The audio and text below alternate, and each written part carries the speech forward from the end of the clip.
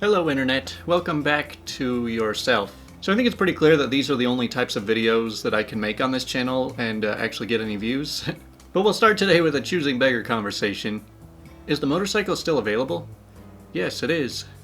I have an Xbox One, I'm willing to trade for it. For like a down payment? No, straight trade. It doesn't have any cord or controllers though. I'll throw in cash too. So the Xbox and like $1,700 in cash? I have an Xbox, so I have no need for it. No, like a straight trade. I unfortunately lost my job, and that's all I have to offer. Get you a job and save up, and I might still have it. $1,800 firm. F you! I mean, come on, if you don't think that an old Xbox One that's missing parts is worth $1,800, then you don't know what you're missing out on. But let's now move into a revenge story called Make My Life at Work Miserable? You'll Never Work Again with Me. So I used to work at a medium-sized IT service company and had recently been moved to a smaller branch office with a nice pay raise. I was basically my own team and got to do interesting work on a large project. Since they were satisfied with the work but needed it done on larger scale, the company hired another person to help me. Meet Fred. I knew Fred from outside work through common relationships, and I didn't find him any weirder than other nerdy people in the business. Oh boy. Fred was good at technical work. Very good. When it came to human interactions, though, it was something else. Fred thought of me as his only friend in the workplace, and would complain all day long about how other colleagues, who were all equally incompetent, weird, evil, and generally deserving of his scorn. Fred had a terrible tendency of telling other people we had to work with that they were doing things wrong, and that their software was crap, which was often technically right, but completely forgetting the constraints in which other people had to work, and there might have been reasons for things that now sounded awful, which is basically always the case in IT. People resented both of us as a team for things he said, and some situations become entrenched. It was getting harder every day for me to get to work. Eventually, he made a lot of enemies, and he got a meeting with the division director. It only lasted for a few minutes, during which he told the boss of 800 people that he was an evildoer. It was his last day in the company. I worked alone from that time and managed to finish most of the project, smoothing things over with other teams. A few months later, I got an offer for the job of my dreams in a huge utility company. After starting the work, guess who I discover working right here as a contractor under my direct supervision? Fred. Fred looked so happy to find a friend again. He spent most of my first day at work telling me how the company was awful. Everyone was dumb and everything was insufferable. I went home that night feeling horrible, wondering how much of what he told me was true and how bad it would be to work there. Turns out, after a few hard starting days, it really was the job of my dreams.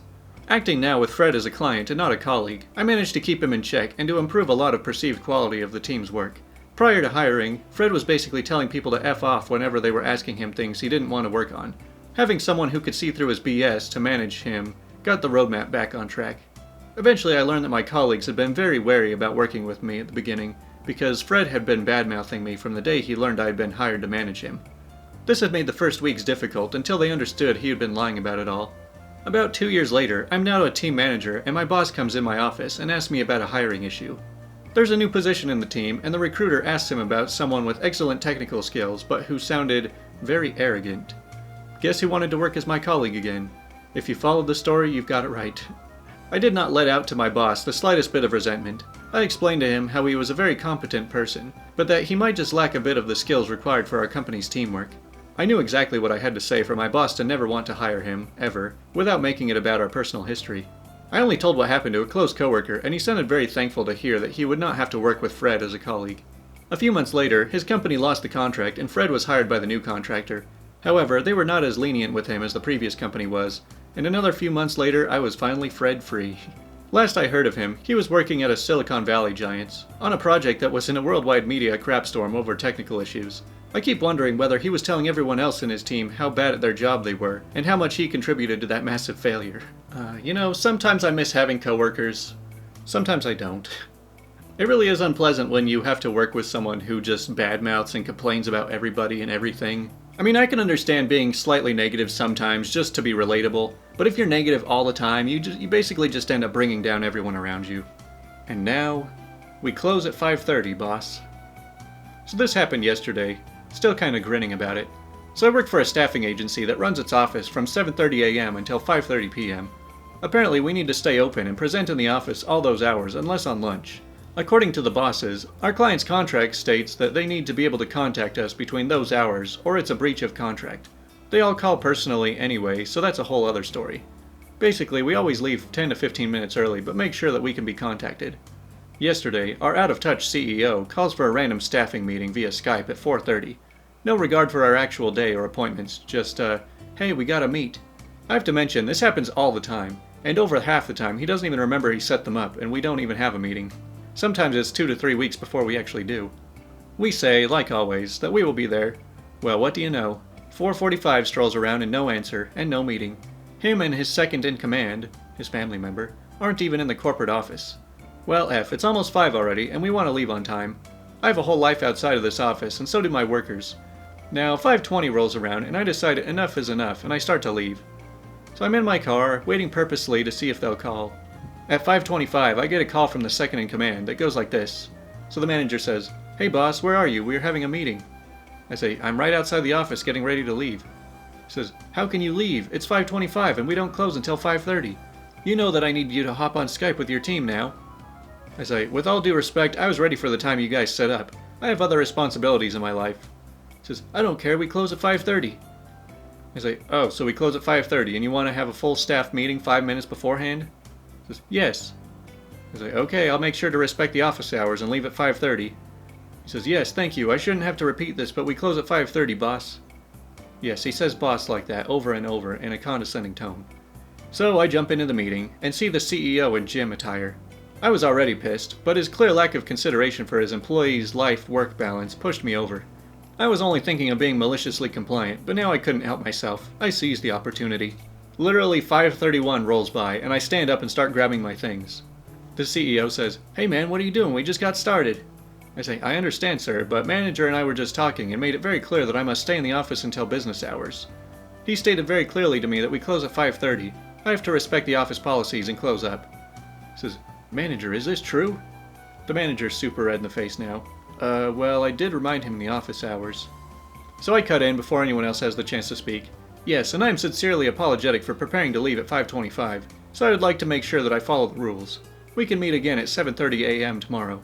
"Well, you didn't mention we would need more time?" That was the last thing I heard from that meeting. No one called or complained to me, and business is proceeding as usual.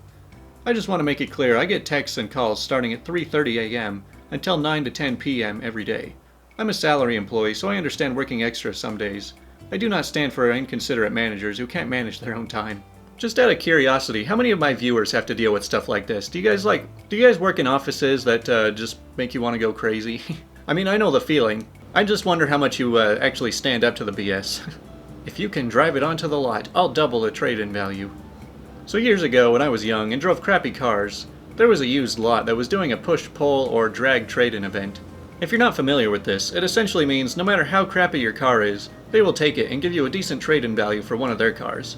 I call and tell the guy my current truck is in pretty rough shape. Like it overheats after a quarter mile and isn't really drivable, and ask if they'll still do a trade-in if I have it towed there. The guy says, "Yeah, we'll do a minimum of $1,000 on anything, even if it's towed, but if I can drive it onto the lot, they'll give me $2,500 minimum." Now keep in mind, I had just bought this POS a few weeks prior for $800, so even the $1,000 trade-in is a win for me. But he gives me an idea. My insurance included limited roadside assistance, including free towing for up to 50 miles. So I call the tow truck and have them tow my truck and drop it off a block away from the car dealership, just out of sight from the lot. Once it was dropped, it took a few tries to start it up, but it fired up and I limped that piece of garbage onto the lot and parked it right in the front row. I knew they saw me drive it onto the lot. It literally died as it coasted into the parking spot. The dealer at first wanted to back out since the truck wouldn't start again and was going to have to be towed out of that spot. But I reminded him of our conversation, and him saying if I can drive it onto the lot, he would give me that $2,500 trade-in value. So I got $2,500 worth of trade-in value on a POS $800 truck that was literally undrivable because the dealer apparently forgot tow trucks can drop a car anywhere you want them to. Dang, I should look out for a deal like that. My car's barely worth like $2,500 right now. But hey, sometimes weird little tricks can really pay off. Okay, and now it's time for the proverbial entitled parent story called Entitled Parent If a Student Demands to Talk to the Dean. Oh wait, that's me. So this occurrence just happened today after I posted final grades for one of my classes. I'm a college professor at a small community college. Almost all our faculty take summer vacations or sabbatical, including the dean of our department. Meaning we rotate through serving as acting dean over the summer. It's my turn for the next 2 weeks. So one of my students, a particularly problematic one, unsurprisingly got a poor grade in my class, despite many referrals to academic support programs. Her entitled parent mom called me today, as the professor, and complained to me for giving her darling angel a poor grade. I told her that college privacy policies mean I can only talk with students, not the parent. About 30 minutes later, my phone rings again, and it's the dean's secretary, who is 100% indispensable and beloved by the faculty. The secretary says, "Hey man, you're acting dean while Dr. So-and-so is away, right?" I say, "I guess. What's up?" Assuming something random like a course waiver needed a signature. She says, "Well, I have a parent on the phone who wants to talk to the dean." I say, "Well, put him through." The secretary transfers the call to me. It's the same entitled parent on the phone, telling me the sob story about her daughter and telling me about the evil professor who was working to undermine her darling angel, not realizing that I am the evil professor. I say, "Yes, entitled parent, that was me. We spoke earlier this morning." She says, "But I called to speak with the dean, not you again." I say, "Yes, how can I help you?" She says, "You can't. I've already spoken with you." The entitled parent hangs up. Another 5 minutes later, the dean's secretary calls again. "Hey, I think it's that same parent on the phone again." I say, "Yeah, she's not happy." I explain the situation. She says, "Don't worry, I've got you on this one. Mute your phone, I'll conference you in." The secretary then conferences me in with the mom. "I'm sorry, ma'am, you've already spoken with the dean, and she can't take your call again." She says, "But she's the same professor who gave my daughter the bad grade." She says, "Yes, ma'am, your daughter can contact me herself, but we can't speak to parents due to privacy laws." "But I'm calling for my daughter." "Ma'am, have I been unclear in my directions? Your daughter may call or email myself or her professor directly, but you cannot. Is that all you called about today?" Okay, thank you. Have a good day. Bye-bye." Man, our department could not run without this lady. She is the OG of our college. The entitled parent thing of calling into the principal because your kid got a bad grade stops working once they get into college. Oh, that's so sad. Maybe they'll have to learn to be an adult. Well, sorry I didn't really pull that many stories today. You know what today seems to really have been lacking?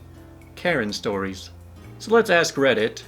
What is the most Karen thing a Karen has ever done to you personally? So it looks like we got a whole bunch of short entitled parent stories. When I worked at the Home Depot, a Karen told me that she didn't want any black men to install her flooring. I was in charge of arranging her order and told her that we don't select which individuals exactly will install her floor, and that she'll get who she gets. She proceeds to have a fit about it, demanding white installers, asks to speak to my manager. I'm so glad she did, because my manager's name was Dwayne, and he was a real big black dude. Turns out she didn't want to speak to the manager. Wait, so if you can't talk to the manager, what do you do then? She probably called the police right afterwards. She blew up at me for ignoring her son, who was trying to hit on me by saying konnichiwa and calling me kawaii. I had never met him before, and I'm not Japanese. She called me a stuck-up racist and insinuated that I should be glad he was worldly enough to speak Asian to me. I just responded, "Sorry, no English." They'd previously heard me speaking English with my friend, I'm pretty sure, and walked away. Yeah, I'm pretty sure that even if she was Japanese, going up to a girl and saying, "You're kawaii," is about as cringy of a flirt as you can get. I wouldn't recommend it. She left her card in the EFTPOS machine at the McDonald's I was managing as a teenager. Rang me to say I needed to drive it out to her, that I ruined her night, ruined her family's night, owed her free food, and that she'll be laying a formal complaint when I refused all the above. She showed up 3/4 of an hour later with steam blowing out of her ears, asking for her card back. Last we heard from her, "I left my card at your place, which means you ruined my night and you need to fix it." That I needed to leave the gym because I made her son feel like only fat people go to the gym. What in the world? I mean, if you're the least fat person in the gym, I would think you should feel good about yourself. When I worked at a bakery, Karen brought a chocolate cupcake and ate half of it. Karen then asked if she could return her half-eaten chocolate cupcake. Not because she didn't like it, but because she wanted to exchange it for half of a vanilla cupcake. Something less decadent. Like most bakeries, we did not sell cupcakes by the half. She became offended when I asked if she wanted to purchase a vanilla cupcake. It's like, "Sure, we'll take your half-eaten one back. We can just take returns. Somebody else will probably buy it." I worked at a grocery store, and a coworker put a 99-cent sticker on my shirt. We were 2 of maybe 5 employees, so we were all good friends, and everything is funny when you gotta pass time on a shift, so I just left it there. Some woman came through my line and asked me why I had a sticker on my shirt, and I just kinda laughed it off. She asked if I thought it was funny, and I was like, "Not really, but sorta." She asked if my coworker put it there, to which I responded yes. She told me that she was going to speak to the store's owner because it was disrespectful to behave that way at work. She told me to call my manager, and I did, but he was a super cool guy and knew this lady was a freaking idiot. She talked to the store owner and my manager about firing me, to no avail. She accomplished nothing, and was a C-word. The end. Oh no, I'm sorry that your grocery store employees weren't acting fully professional. I'll be taking my business to Walmart next time, where all of the employees are perfect. So I deliver appliances for Best Buy. We had a woman call and complain that her fridge was not pre-cooled before it was delivered, and that she had to wait for it to come down to temp. No one in the office was prepared for that one. Man, I feel like some people are just looking for something to complain about. When I was working retail, this one woman had a big bag of coupons. Most of them were unusable because they were either expired or they were duplicates. She berated me because the system was rejecting most of the coupons. She called me stupid amongst other names, telling me I just wasn't doing it right. Then, as a typical Karen would, she asked to speak with my manager. My manager came and asked what the problem was. The woman ranted about how incompetent I was because I didn't know how to scan a coupon. My manager looked at the coupons, and the coupons were the problem, not me. My manager went off on the customer for being disrespectful for me and told the customer to leave the store. I hated working there, but I'm so grateful that I had managers that totally didn't go by the customer is always right rule and weren't afraid to stand up for their employees. That's just one of the many incidents. I'm sure there's a lot of places out there that are just like, coupons were a mistake. She told me I couldn't work on my car in my own garage at noon because she didn't want my fast-looking car to influence her sons to be hooligans like you. You hear that, guys? Only hooligans like fast cars. Well, that's all for another episode of me stealing stories off of Reddit and reading them out loud. You know, I typically enjoy the Ask Reddit portions better than the stories because, it gives me a lot more opportunities to, comment on stuff. Whereas the stories are just, so long, and I don't usually want to, interrupt in the middle of the story. But these are the only types of videos this channel can succeed with, so looks like I'm gonna be sticking with these for a while. Anyways, enjoy the cat video for the day, and I will talk to you guys next time.